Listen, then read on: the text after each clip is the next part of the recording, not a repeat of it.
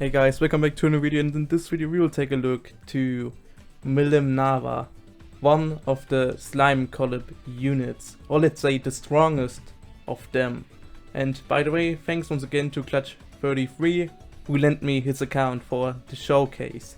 Before we start with the showcase, look at her stats. Look at her stats, almost 2000 TAC and almost 11,000 HP. And by the way, her HP stat can be 1000 more. But we didn't max gate 4 and gate 6 is just at 4, but I will talk about the gates later again. Okay, at first we take a look to the runes. We're using the charge fort set for P attack plus 10% and the flash set for single target attack plus 5. We have a P attack rune with modified strike attack power plus 15, dex rune not necessary at all, then a magic death rune not necessary at all, P def rune, then HP, and an agility rune. Okay, let's take a look to her gear setup. At first we're using her main gear, Milim's cape, which gives P attack plus 35, P def plus 35 and light plus 5. This one also has a gear ability, Drago Buster, 10 hit light magic attack on enemy unit and 100% hit. Range 7, high range 2. And in the second slot we're using the VCR from her own Memento slime plush, which gives agility plus 10, silence spells plus 50, choose obtained plus 15, modified strike attack power plus 10, and it also has a gear ability Dwarven Wisdom, which recovers own chores by 50 and raises own agility for 3 turns by 20%. If you don't have that one, just use another agility gear on her, like Legion God Necklace. Then the third slot we're using the VCR from Benny Maru's Memento Slime Necklace, which gives HP plus 550, initial choose plus 10, dex plus 50 and evasion rate plus 10. It also has a ability Tempests, Craftsmanship, which raises own P attack, P def, magic attack, magic def and dex by 50 when appearing on map. Yeah, I know it says agility, but that's wrong. It gives dex, not agility. If you don't have that one, just put another HP gear on her, like Ring of the White Wolf or Scarf of Wisdom or Curious Doll. And the problem is that her main gear is already an armor, so you can't wear Moonstar armor on her. Okay, but now let's take a look to her Memento or Mementos. At first we're using her own Memento, Impact of the Otherworldly Picnic, which gives P attack as base stat. It gives HP plus 640, modified strong vs orc plus 100, choose obtained plus 13, choose spent minus 15, you only get that at max limit break, modify magic attack power plus 16, and reduce agility debuff plus 64. This Memento also has a vision ability, Drago Impact, light strike attack on enemy unit and reduces own choose spent for 3 turns by 30 and increases in power according to number of own choose. Range 4, high range 2. And if you have the Memento at max break, then this vision ability gets 1 range more and it also gets stronger. And the Memento also has a leader skill, a shocking picnic from another world. Raises HP by 60%, P attack by 20%, choose obtained by 10, strong vs gluttony by 40%, strong vs wrath by 20%. For the Memento group, that time I got reincarnated as a slime. Also good. And in case you have her 6th gate maxed, then you obviously want to run a second Memento, and for that I recommend Open Up Towards Allies, which gives HP as base stat, and it's the Memento from Benny Maru. And you get a small amount of P attack from that Memento. Okay, but now let's take a look to her skills. At first, Aerial Blow.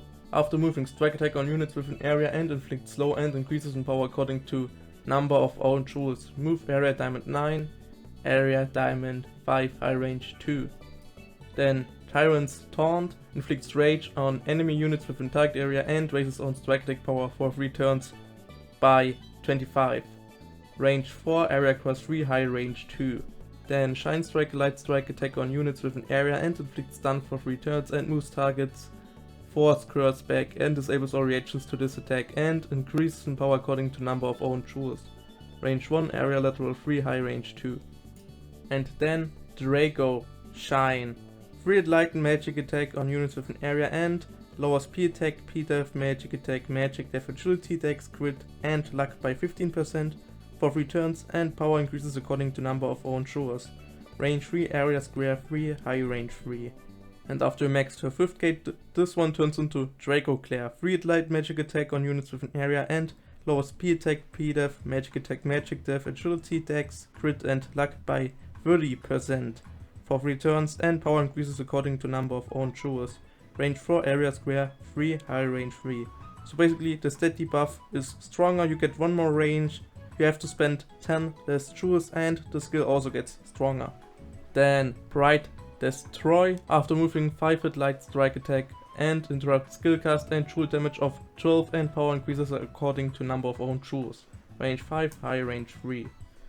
And now let's take a look to her basic skills. Basic Dragon Demon Lord skills. Snack Time recovers 40% of own HP. Then Milim Eye nullifies all units CT and quicken status for 3 turns and lowers evasion rate for all units except self by 30. Area Wool Map high range unlimited. Then Drago Wave slash attack on units with an area around self and move targets 1 square back and increases in power according to number of own jewels. Area Diamond 5 high range 2. And then Dragonoid Ambition, which triples own P attack for 1 turn. Okay, and now let's take a look to her passives. At first, Hestia's Smile, which raises P attack by 30% and star breath by 40. You could also think about using Emotions of True Friendship, which raises P attack and P def by 10% after defeating an enemy, and it's stackable up to 999 times. And then we are using Playtime, which raises own P attack by 50% and raises agility by 2% and jewel auto charge by 6 when attacking, and it's stackable up to 10 times. And after max the 2nd gate, this one turns into Radiantly Poor Demon Lord, which raises P attack by 50%, HP by 30%, and the snowball is the same. You just get 30% more HP. And for reactions, we are using Counter Blast, performs counter on enemy units with an area after receiving damage, also activated by skill attacks. Range 3, area line 3, high range 2. You could also think about using Cycle of Rakshasa, which recovers 20 jewels when receiving damage and also activated by skill attacks. Or you could also think about using HP Drain +2, which absorbs 60% of the damage taken from enemy. Range 2, high range 2. And after max the 5th gate, this one turns into Garuda Charge. After receiving damage, absorbs 6% of the damage taken from enemy as HP and raises own P attack and P def by 20% for 3 turns, and also activated by skill attacks. Range 3, high range 2. That one is really good, but the problem is that the P attack and P def stat aren't stackable with other P attack or P def buffs, like her own triple charge up, which is sad, but whatever. Okay, but now let's take a look to her gates. We max almost all of them, yeah, except for the 4th and the 6th gate, but which is the most important one? Well, to be honest, there isn't even a single important gate. None of her gates are really that necessary, at least for raids. But if you want to use her in PvE or other content, then her 2nd gate is the most important one, because you get 30% more HP. And after the 2nd gate, I'd say go for a 6th gate for even more HP. You don't need to max it completely, just leave it at 4. And after 6th gate, well, it's totally up to you if you want to go for even more HP, or if you want to enhance Draco Shine and HP Drain. But in my opinion, 5th gate isn't really that needed at all, because Draco Shine is her 4th strongest skill. So you won't use that one in raids anyway. But for PvE, her 5th gate might be the best choice after the 6th gate. And after the 5th gate, go for her 1st gate for even more HP, and after the 1st gate, go for her 4th gate also for more HP. And her last gate is her 3rd gate.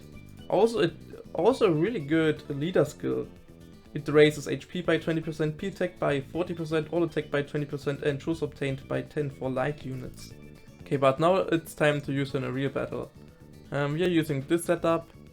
I exchanged Benimaru's VCR with Ring of the Lumen for Modify Strong with the Dark plus 15 for some higher damage. And like always, we are not going to use any buffs or debuffs. We will do that later. Okay, at first normal hit. 7402. Then aerial blow. 18,000. Okay. Then shine strike. 28,933. Then Drago Claire. 23,226.